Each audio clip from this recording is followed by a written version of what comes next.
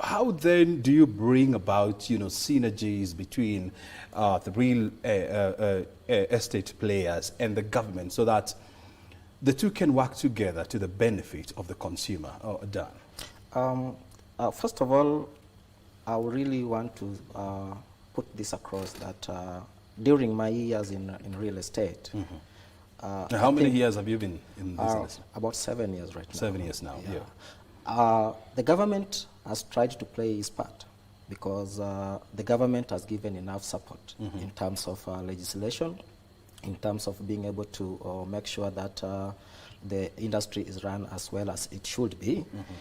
In as much as, yes, there has been that mistrust, and you can never lack a few people and a few organizations which are not quite legit and are trying to scam people out of their money because in the name of real estate.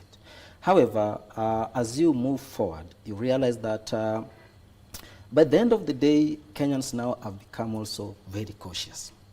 And now they're very, very keen whenever they're dealing with anyone, any land matters, because they have learned their lessons.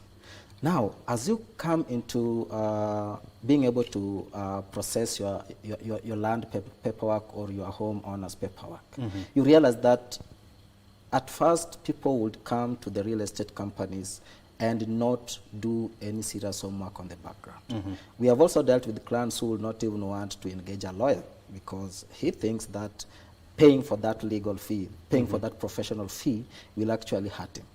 And yet this should be the person who should be able to help him check and also mitigate in case of any other losses in terms of future home ownership.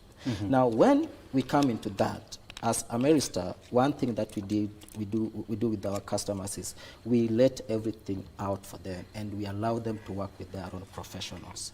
As we go into land purchase, we make sure that we've done all the due diligence. And even as our clients come to us, we ask them these questions and we tell them, do you want to engage your own professional? Do you want to engage your own lawyer? Or are you okay to deal with our own lawyer? Now that makes it comfortable for the client to have these options.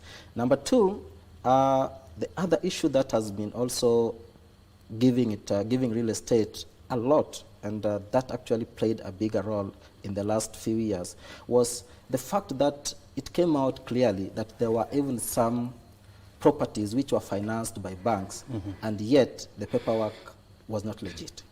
Now, the question which came was what happened during that process. So the banks have also worked their way hard right now to be able to clear these misunderstandings and to be able to correct this.